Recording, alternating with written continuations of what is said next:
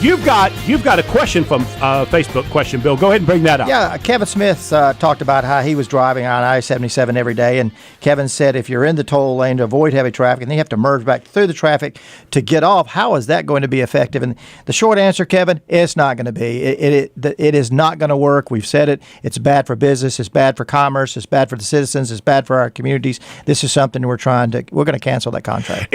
He does bring up a great point, which is I have been concerned for commerce that once you pay to get on that toll lane, you're not getting off because you want to keep going through, and you certainly don't want to have to pass over 3 lanes of traffic, which, if it's working properly, they're not moving, right? So, Joe, if you've been sitting there for 40 minutes waiting and you're sitting bumper to bumper traffic, you gonna let somebody cut in front of you? Well, because I'm on Facebook Live right now, I'm gonna say yes. I'm gonna let you in. But the reality is, commerce is going to change dramatically. What's also going to happen, Bill, is the pattern for commerce is going to change because these exits that they're going to create are going to change each one of the current exits in a way that I don't know how to advise a small business person what that's going to look like till it's over with. Well, your buddy Tom McMahon was interviewed the other day. It's already impacting us. It's impacting people just from the perception of what they're going to be dealing with, and they're already making decisions. So, again, it's something that we're going to have to address. The CRTPO meets this coming Wednesday. We'll be hearing the recommendations from Mercator advisors.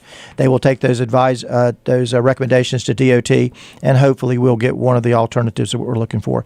But we were talking about those alternatives before we went to break. Okay, yeah. So the first one is just cancel the contract. Right. That's number one. And you think there is a reasonable opportunity that they might consider that? I think there's an opportunity. Anything can happen, yes. Okay.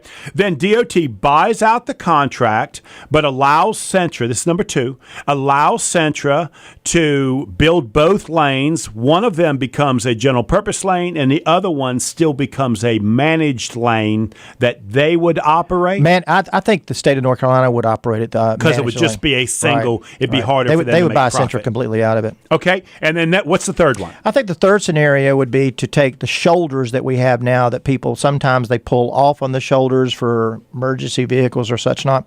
They could actually take those shoulders and harden them for regular transportation. And then during peak driving times, we say like 4 o'clock in the afternoon to 7 o'clock at night, 6 o'clock in the morning, 9 o'clock in the morning, they would allow that to be an extra general purpose lane. Now, they would have to pay a penalty to Sentra for using that as a general purpose lane.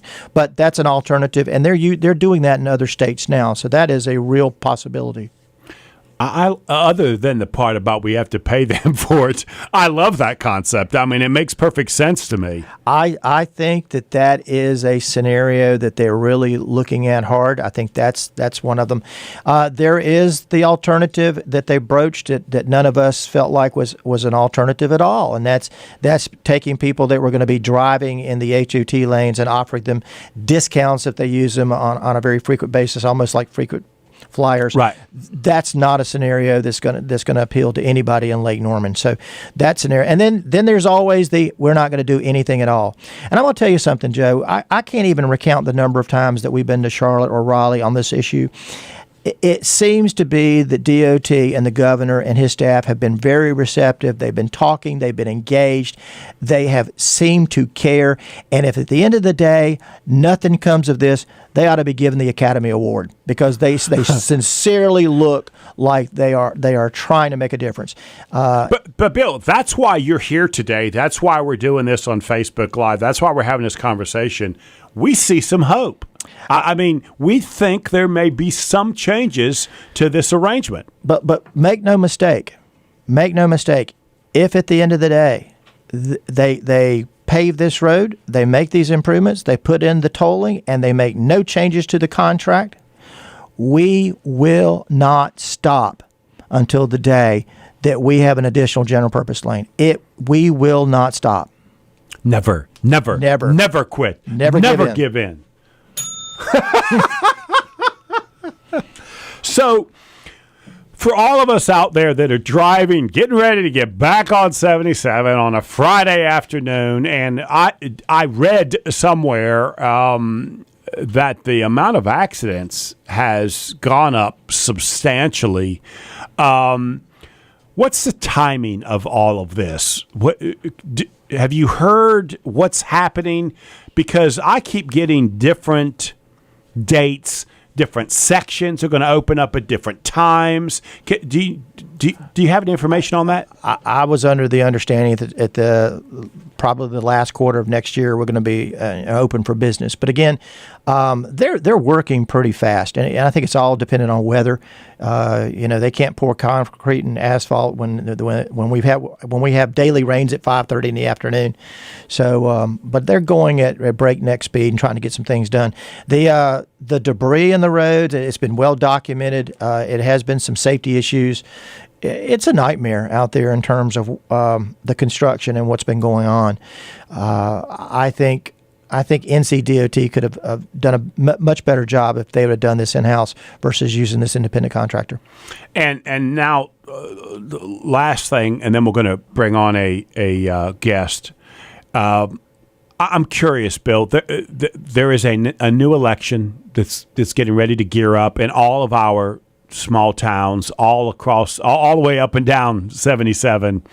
There have been more and more candidates that have applied that are against the toll lanes than I think ever before. And they're this new generation that have sort of been against it from the beginning. Do you think that's going to be a major factor in this local political season that's happening? Or is the 77 so far along that choice is no longer something they need to consider? Well, look at the people who are running for office. It's people who are not veteran politicians. They didn't aspire to be politicians. They're just fed up. They're fed up with the way things are. I mean, whether you look at the president today, Donald Trump, he had no prior elective experience. He was fed up with the way the things are going in the country. But I think people are looking at things and saying, I can't stand back anymore and just allow this to continue. And so they're taking things in their own hand. And people are using the ballot box to make change. So if you're happy with the way that things are, continuing to elect the people that have been there. If you're not happy, then go vote and make change. Right. And isn't that what this country it's founded on? Sure. I mean, isn't it wonderful that anybody can pay $5 and run for office? Everybody can pay $5. They may not all be able to win.